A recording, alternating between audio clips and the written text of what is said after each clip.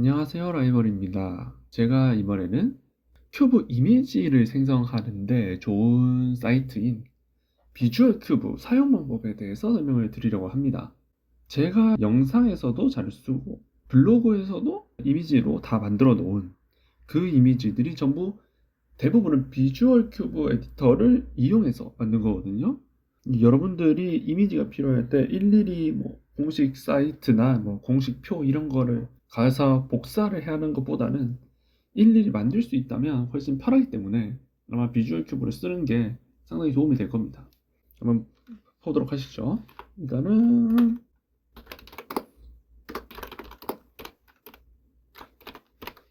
비주얼 큐브 에디터 이렇게 치시고요. 여기 비주얼 큐브 에디터 2.0 들어가 주십니다. 그리고 요거 번역은 일본어라고 하는데 사실 필요 없고요. 여기는 이 툴을 이용해서 이미지를 만들면 이미지가 여기에 표시가 되고요. 이 이미지를 이렇게 해서 다운로드 받으시면 됩니다. 쇼 파라미터라고 나오는데 이 쇼 파라미터는 우리가 여기에서 입력을 한 값들이 여기에 코드로 표시가 되는 거기 때문에 굳이 요거는 이용하지 않으셔도 되고요. 아래쪽에 있는 것들부터 차차 설명을 드리도록 하겠습니다. 제일 위에 퍼즐 타입이라고 있죠. 퍼즐 타입에는 여기 숫자가 있는데요.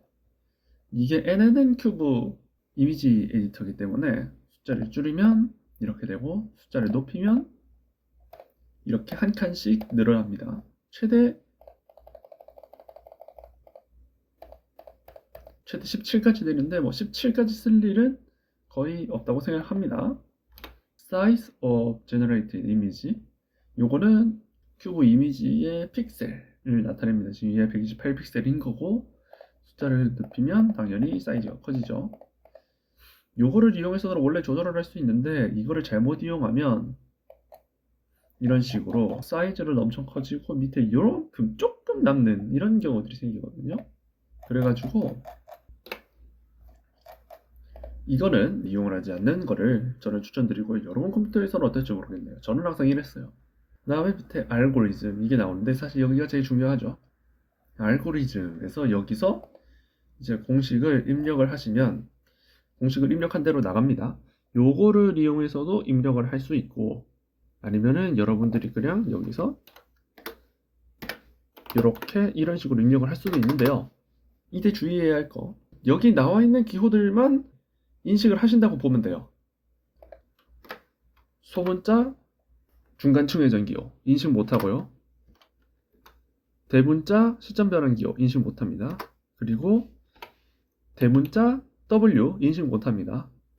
여기 나와 있는 기호들만 사용 가능하다라고 생각하시면 되겠고 괄호는 여러분들이 쓰고 싶으면 쓰고 안 쓰고 싶으면 안 쓰는 거고요. 소문자 기호는요. 대문자에 W 넣은 거랑 똑같이 취급이 됩니다. 단 여기서 특히 좀 주의를 해야 할 건 뭐냐면 B큐브에서요. B큐브에서 소문자를 쓸 땐 내부축만 회전을 해야 되는데 여기서는 같은 방식으로 와이드 무브 W와 같은 방식으로 이렇게 두 축이 동시에 돌아가기 때문에요. 내부축만 돌리고 싶다면 이런 식으로 이용을 해주셔야 됩니다. 조금 귀찮지만 이런 식으로 이용을 해주셔야 돼요. 일부 공식 표기 사이트에서 어떤 식으로 표기를 하냐면 기호 앞에 숫자를 붙여서 내부축 회전을 표현한 거라는데 여기서 그렇게 하면요 이미지 사라집니다. 그렇기 때문에 이런 표기도 하시면 안 되고 방금 전에 제가 보여드린 것처럼 표기를 해주셔야 돼요. 그러면 이제 요거를 봐야겠죠. 요거가 이제 큐브의 상태를 나타낼 수 있는 그런 선택지인데 첫 번째 알고리즘 투 어플라이는 이 상태에서 공식을 썼을 때 어떤 식으로 변화하는지를 보여줍니다. 원래 상태에서요 U를 하면 이렇게 되겠죠. 실제 큐브에서는 당연히 이게 알고리즘 투 어플라이 있고요. 여기서 알고리즘 투 솔브 케이스라고 하면요 이렇게 됩니다. 아까 전이랑 바뀌었죠? 이거는 공식의 역공식을 보여주는 거예요. 역공식을 보여주면 좋은 게 뭐냐? 내가 어떤 상황에서 이 공식을 썼을 때 큐브가 맞춰진다 라는 거를 표현하기 위해서는 오히려 알고리즘 투 솔브 케이스를 적용하는 게 맞습니다. 이 상황에서 U를 하면 큐브가 맞춰진다라는 것을 표현하는 거죠. 그리고 이것도 좋은데요. Define the cube state. 요거를 눌러주시면 이렇게 됩니다. 이게 뭐냐면요. 내가 이 큐브의 상태를 직접 지정할 수 있습니다.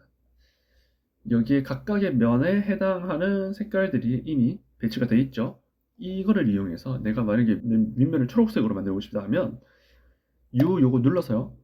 초록색 B 눌러서 하면 여기에 이렇게 바뀝니다. 이렇게도 바꿀 수 있고 이런 식으로 실제 큐브에서 존재할 수 없는 상태를 우리가 직접 만들 수가 있어요. 아니면 이렇게 내가 빈칸을 표현하기 위해서 이런 식으로 표현을 할 수도 있고 내가 원하는 색깔을 집어넣을 수 있습니다.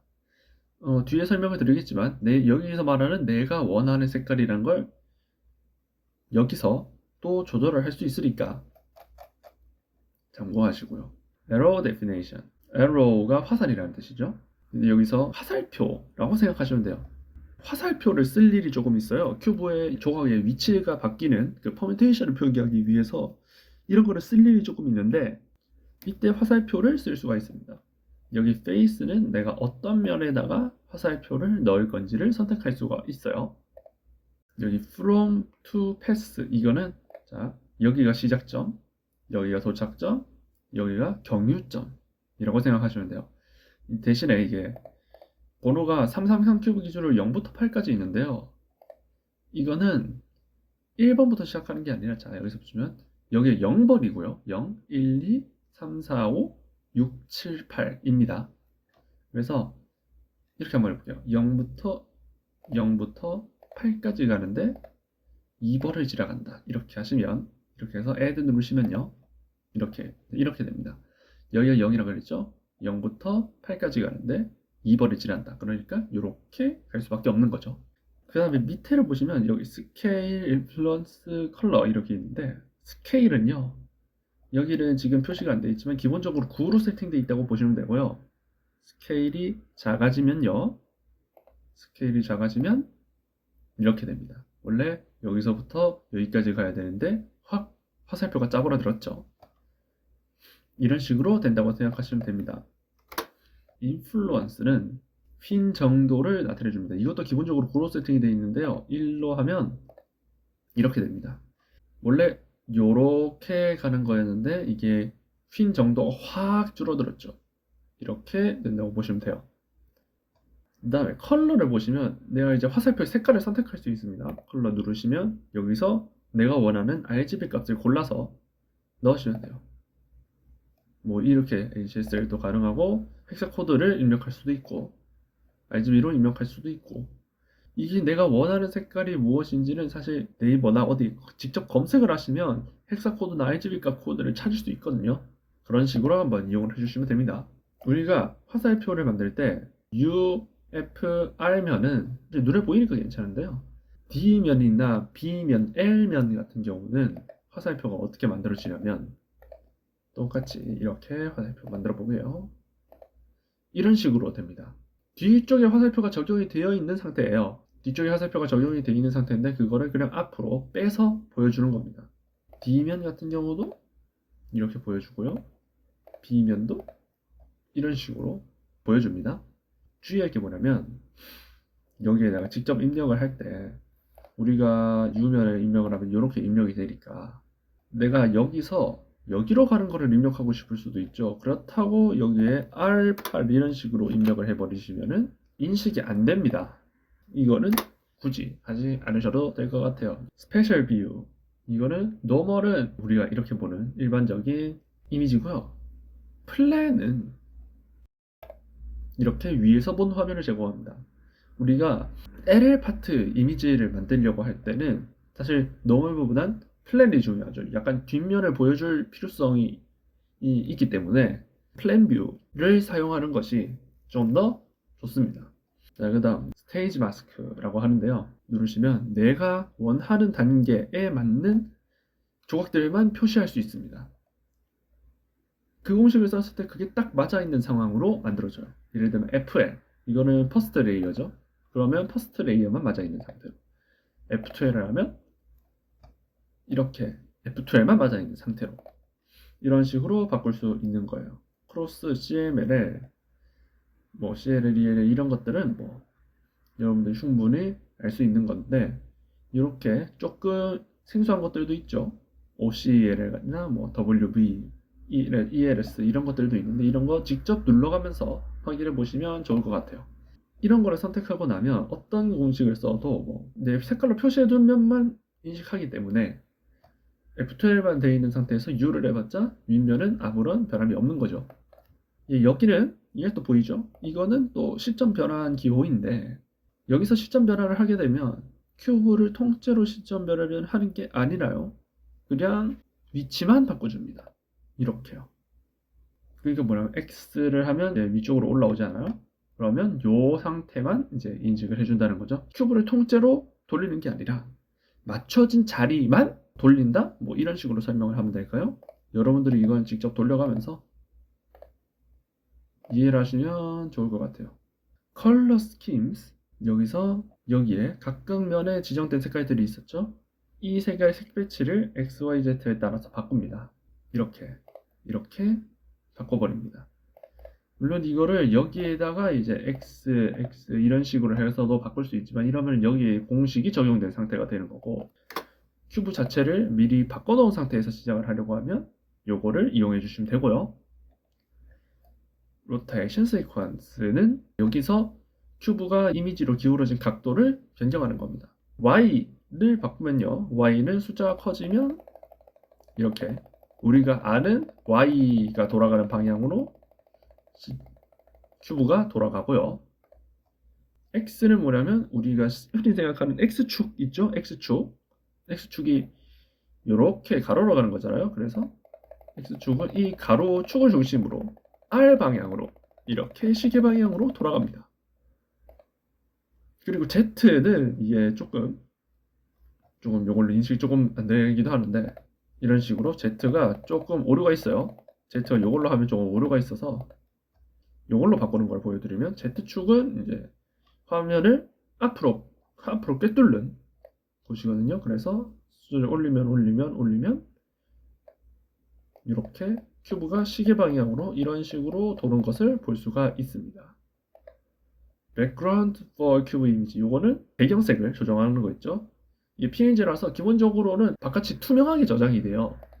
네, 이렇게 빨간색으로도 할 수 있고 이런 식으로 배경 이미지를 변경할 수 있고 역시나 요거를 이용해서 색깔 원하는 걸로 조정하시면 됩니다.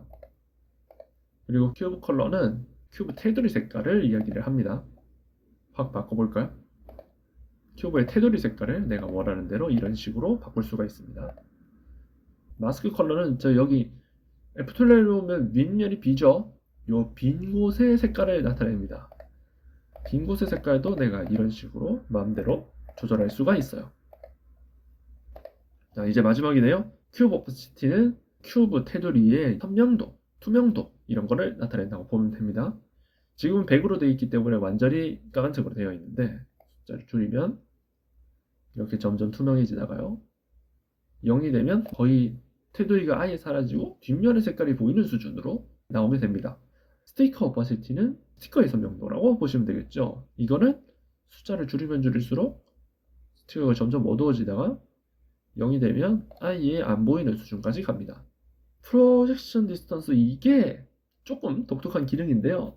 숫자가 작아지면 여기 있는 코너 조각을 화면 밖으로 조금씩 당깁니다. 그래서 어떻게 되냐면 이런 식으로 되고요. 숫자를 키우면 조각이 점점 안쪽으로 들어가요. 조각이 점점 안쪽으로 들어갑니다. 너무 키우면은 얘가 인식을 못하고는 하는데 이런 식으로 조금씩 들어갑니다. 자, 이렇게 비주얼 큐브 에디터 2.0 버전 기준으로 사용할 수 있는 모든 기능에 대해서 설명을 드렸습니다. 여러분들도 이미지가 필요하시면 이거를 이용해서 이미지를 만들어 보시면 좋을 것 같습니다. 이게 좀 아쉬운 게 있다면 PNG로밖에 저장이 안 된다는 점이 좀 아쉬운 건데 오히려 PNG가 이제 여러 방면으로 사실 쓸 방법들이 많기 때문에 뭐 그런 점은 크게 문제 없을 거라고 생각하고요. 이 이미지 툴 이용하시면 되게 편리하니까 여러분들도 많이 이용해 보셨으면 좋겠습니다. 지금까지 라이벌이었습니다.